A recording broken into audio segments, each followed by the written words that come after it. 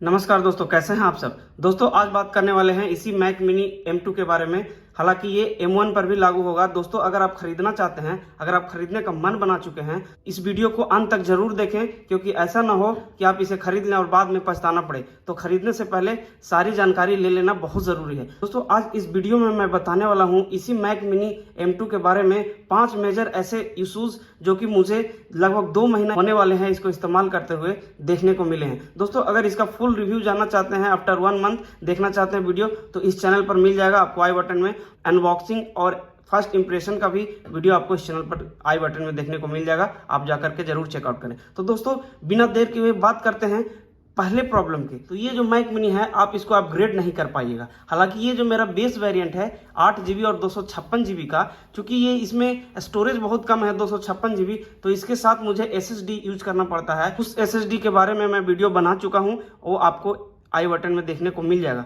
दोस्तों बात कर रहे थे अपग्रेडेबल की, तो ये बिल्कुल अपग्रेडेबल नहीं है। आप सोच समझ कर लीजिएगा। मेरी सलाह यही रहेगी कि अगर आप ले रहे हैं, आपके पास बजट है, तो आप 16 GB के साथ जाएं, क्योंकि 8 GB वाला ये मेरे पास जो बेस वेरिएंट है इसके साथ कुछ प्रॉब्लम्स देखने को मुझे मिले हैं। कुछ होता है जिसके बारे में मैं पिछले वीडियो में बता दिया हूँ, आप चेकआउट जरूर कीजिएगा। अगर आप वैसे यूजर हैं जो आप समय के साथ अपग्रेड करते रहते हैं, जैसे कि हम लोग को आदत है विंडोज यूजर की 8 GB से 16 GB का मन हुआ तो उस स्लॉट में जाकर के हम लोग अपग्रेड कर देते हैं कुछ भी चीज़, लेकिन इसके साथ ऐसा नहीं है। इसलिए जब भी खरीदिएगा तो सोच समझ कर लीजिएगा, क्योंकि फिर बाद में आपको पछताने के अलावा कुछ नहीं है। दूसरी दिक्कत की बात करें तो इसमें जो पोर्ट्स है दोस्तों, ये मुझे बहुत कम लगते हैं। खास करके इसमें जो SD कार्ड का स्लॉट जो है वो नहीं दिया गया है। माइक्रो SD और SD कार्ड दोनों का स्लॉट नहीं है, तो उसके लिए कुछ उपाय करना पड़ता है, जो कि आप देख रहे हैं कि इस तरह का अगर ये SD कार्ड होता है, इसको लगाने के लिए मुझे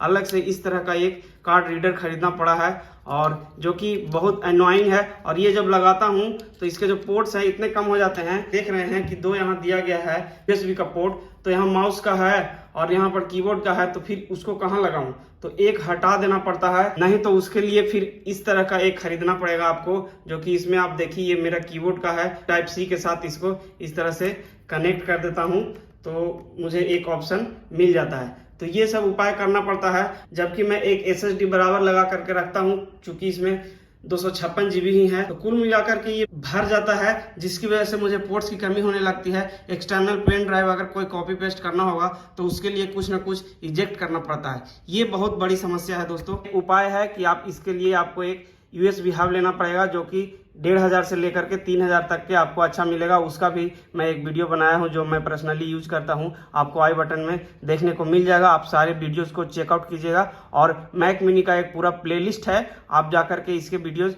अगर आप इंटरेस्टेड हैं तो इस चैनल पर आपको मिल जाएंगे, जाकर के आप जरूर देखिएगा। दोस्तों अगर तीसरी प्रॉब्लम की बात करें तो इसका स्पीकर, आप जैसा कि देख रहे हैं इसका जो पीछे स्पीकर दिया गया है ये बहुत ही खराब और बहुत ही कम साउंड आता है, बस नाम मात्र का है। जब स्पीकर दे ही रहा था तो कुछ अच्छा देता, ताकि मुझे एक्सटर्नल स्पीकर की जरूरत ना पड़े। तो ये बहुत ही लो क्वालिटी का है। तीसरी कमी की बात करें तो दोस्तों, विंडोज यूजर जब जाता है मैक में शिफ्ट करता है तो उसको ये प्रॉब्लम होता है एक्सटर्नल सॉफ्टवेयर की। इसके लिए आपको हर सॉफ्टवेयर परचेज करना पड़ेगा। आप क्रैक सॉफ्टवेयर नहीं यूज कर पाइएगा। अगर आप इंस्टॉल करते भी हैं तो कुछ दिनों के बाद ये अपने आप रिमूव हो जाएगा, या काम नहीं करेगा, या एप्पल बोलेगा कि ये क्या इंस्टॉल कर लिया। तो ये एक दिक्कत है दोस्तों। मैं फोटोशॉप बहुत ज़्यादा इस्तेमाल करता था, लेकिन इन दिनों मैं फोटोशॉप नहीं कर पा रहा हूँ। इसमें जैसे ही इंस्टॉल करता हूँ 2-4 दिनों के बाद वो चलने के बाद फिर नहीं चलता है, फिर उसको अनइंस्टॉल करना पड़ता है। तो दोस्तों अब बात कर लेते हैं इसके चौथे प्रॉब्लम्स, कि अगर खराब ये हो जाता है, भगवान न करे कि आप अगर लेते हैं तो ये खराब हो चले 10 साल 5 साल। एप्पल्स की जो लास्टिंग है कोई भी प्रोडक्ट का वो अधिक होता है, चलता है, लेकिन अगर खराब हो जाएगा तो दोस्तों आपको बहुत सारे पैसे सर्विसिंग कराने के लिए देना पड़ेगा, और इसका सर्विस सेंटर इजीली आपको हर जगह देखने को नहीं मिलेगा, आपको दूर जाना पड़ेगा। और दोस्तों अगर पांचवें प्रॉब्लम्स की बात करें तो ये इसका इकोसिस्टम है। एंड्रॉयड डिवाइस इसके साथ यूज करते हैं तो ये सपोर्ट नहीं करेगा। अगर आप कोई फाइल जो है ट्रांसफर करना चाहते हैं, कोई वीडियो वगैरह शूट किए हैं, तो ये इसका जब कनेक्ट कीजिएगा तो ये कहेगा कि भाई ये इसको हम पहचानते नहीं हैं, ये कौन है। तो उसके लिए आपको एक्सटर्नल सॉफ्टवेयर, कोई क्रैक सॉफ्टवेयर इंस्टॉल करना पड़ेगा।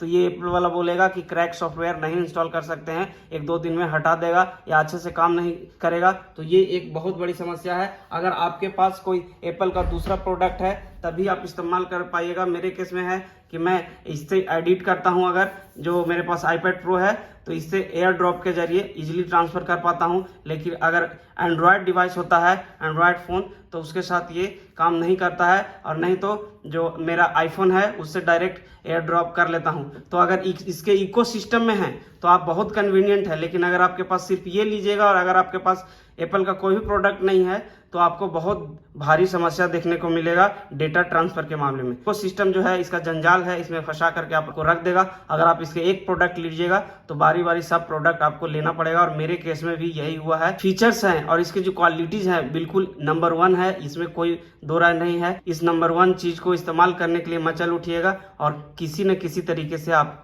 ले ही लीजिएगा, तो आप इसके इकोसिस्टम में आ ही जाइएगा। और एक बार आप इकोसिस्टम में आ जाएगा तो आपको एंड्रॉयड और विंडोज में जाने का बिल्कुल मन नहीं करेगा। तो ये एक समस्या है इसके इकोसिस्टम का, कि इस तरह से इसको बनाया गया है कि आप एप्पल प्रोडक्ट के साथ ही आप इजी टू यूज हो पाइएगा। दोस्तों अब बात कर लेते हैं फाइनल कंक्लूजन की। तो दोस्तों ये वीडियो बनाने का मेरा मकसद बस यही था कि अगर आप मैक खरीदना चाहते हैं या मैकबुक खरीदना चाहते हैं तो इन सब चीज़ों को आप अच्छे से जान लीजिए, उपाय कर लीजिएगा, तो आप बिल्कुल ले सकते हैं। क्योंकि ये बहुत ही शानदार मशीन है और इसके बारे में रिव्यूज और अनबॉक्सिंग सारा कुछ अवेलेबल है। आप आई बटन में जाकर के चेक कीजिए। दोस्तों अगर इस चैनल पर आप नए हैं तो इस चैनल को जरूर सब्सक्राइब कर दीजिए। अगर वीडियो अच्छा लगा हो तो एक लाइक जरूर कर दीजिए, अगर खराब लगा हो तो डिसलाइक कीजिए, लेकिन चैनल को जरूर सब्सक्राइब कर दीजिए। दोस्तों 100 कमेंट्स का टारगेट लगता हूँ और 500 लाइक्स का। उम्मीद है कि आप इसको कंप्लीट करवा दीजिएगा। दोस्तों मिलते हैं फिर किसी नए वीडियो में, तब तक के लिए बाय।